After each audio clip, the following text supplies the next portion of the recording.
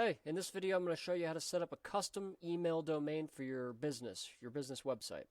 So let's just talk about real quick why you'd want to do that. So here's two examples. I have austinmarland@gmail.com. I know a lot of business owners that just send their emails from a regular Gmail address. The problem with that is it's immediately perceived by Google and the other email gatekeepers, so to speak, as lower reputation because it's very easy to make a Gmail account. Anybody can make one in 2 seconds. And so because it's lower reputation, if you're sending emails from a domain that's a Gmail, a lot of those emails are going to go to spam by default, especially if you're sending a lot of them. And I'll just give you an example. One of the business owners that I worked with a couple years ago, he had an email list of about 70,000 people that he was sending emails to through ConvertKit, and he was sending them from a Gmail account, a regular Gmail account. And he was wondering why his open rates were so low. And so that's ultimately the reason. This a Gmail account is perceived as lower reputation by default. I mean, it's fine if you're going to use it as like a personal email address, but personal email addresses, they tend to receive a lot more than they send.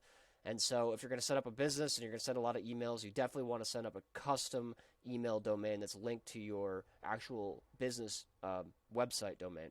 And another reason to set this up is because if you're somebody that's creating content online, for example, or if you're some kind of business where there's a lot of reasons to create for imposters to create spoof email addresses. If you have a regular Gmail address, it's very easy for them to do that. All they have to do is just create something that looks similar to your Gmail, like they could swap out this L for the letter 1, or the number 1 rather, or another L. They just add another L. It's very easy for them to spoof, very low cost because it's free, obviously. So what you want is a custom email domain. So it would be typically your name at your business's domain.com. The advantage of this is it matches your brand, so that's great. When customers receive your emails, they know immediately. It's from you. It's very hard for imposters to spoof that. And the most important thing is that, especially if you're sending a lot of emails, when you send from a custom email domain, the emails are going to go to the main inbox a lot more often. And so, using the example of the business owner that I was working with, as soon as we swapped him over to a custom email domain, it was his name at hisbusiness.com, and he was sending these emails to 70,000 people. As soon as we did that, within a couple of weeks, once we built up the reputation, his emails went from about 15% open rate to over 40% open rate. And so that is why you want to do that. And so how do we do that? Very simple. You want to start by buying a domain of some sort on, I prefer GoDaddy. It could be whatever service you prefer. So buy your domain. In this case, we're going to use this example, redtreesupply.com. This is just an old domain of mine that I was using for an e-commerce website that I had for a while. And then the next thing you want to do is you want to navigate over to workspace.google.com. Once you're on Workspace, hit the Get Started button up here in the top right. Now at this point, it's going to ask you for some information about your business. I don't know how crucial this is. I'm just going to put in my actual name. You can put your business name or whatever you want. And in this case, it's just me in the region United States. I'm going to hit Next. Okay, then it's going to ask for some contact info. I'm going to put my name here. And then it's going to ask for current email address. This is just, I think, for verification purposes when you're activating your Workspace account. And so whatever your current personal email address is, you can use that. Again, we're actually setting up a custom domain inbox for you, so we'll have that set up in a few minutes, but just put your name and your current email address. So I will put just this personal email. This is basically a junk email that I don't really use, and then hit Next. Okay, now it's going to ask you what you want to do. So we want to set up we want to set up a custom email address. So that's what this left box is. Hit Select here. And then does your business have a domain? So if you already bought one on GoDaddy, then yes, you have one that you can use. And so in this case, mine is redtreesupply.com. And then I'm going to hit Next. Okay, and this is just a verification step, just to make sure you entered it correctly. Hit Next again. Okay, and then at this stage, you want to set up whatever the name is of the email. So some people will have, support at whatever their domain is, or some people will have news at whatever, if they're sending, a newsletter or something like that. In this case, I'm going to actually set it up as my name, and then you can set whatever your password is. In this case, it looks like I'm not going to hit reveal, but it already has a password there. And then I'm going to verify and agree and continue. Okay, then it's going to actually have you sign into your new basically your Google account, which is set up through Google Workspace. So we just set this up. Go ahead and hit next on that, and then enter your password. All right, when you sign in, it's going to give you, usually it takes you to the dashboard, but in this case it sends me right to this checkout page. And so there's two options, but there should be another cheaper option. Usually it's around $12 a month. So for now, I'm just going to select the flexible plan and do the free 14-day trial. All right, when you go through that setup of the credit card, it's going to send you to the admin console. Just hit next.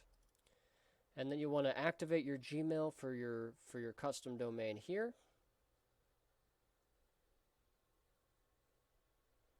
It's going to ask you to sign in.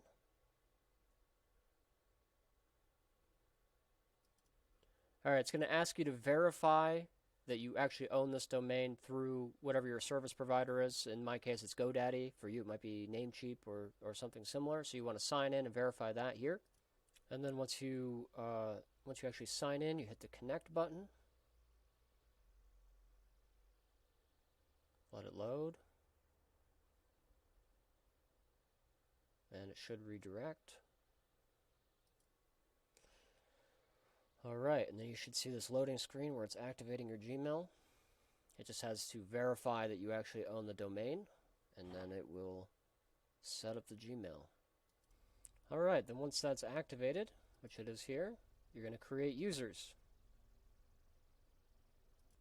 So at this particular screen, if you have multiple employees, for example, you want them to each have their own inbox for your business, or you want like a support inbox, you can set that up here, and then it'll just add it to your subscription for your Workspace account. So right now I've set up my name, my inbox, austin@redtreesupply.com. If I wanted support at redtreesupply.com, I could just add more users. But for this, in this case, I don't want to add any other users, so I'm just going to hit continue. And the next step is just to skip for now. Since we have our users set up, that means our our workspace is now set up. All right, so at this point, it's going to give you a to-do list here. None of this stuff is particularly important. You have your email inbox set up, so if you open a new tab and sign into your new Workspace account, you'll have your inbox here. And so now you can start sending and receiving emails to that custom email address. And then now it's just a matter of, if you're using a sending software like ConvertKit, it's just a matter of navigating over to that and entering in the info. You'll just want to verify with ConvertKit that you actually own this new email address. So obviously I already have one set up with this ConvertKit account, but just as an example, I'll enter a brand new one. So this is the new one that I just made, austin@redtreesupply.com. And then hit add email. And it's going to send you a confirmation to your inbox, and so you just have to confirm that confirmation, and then this email, you'll be able to send emails from this sender address.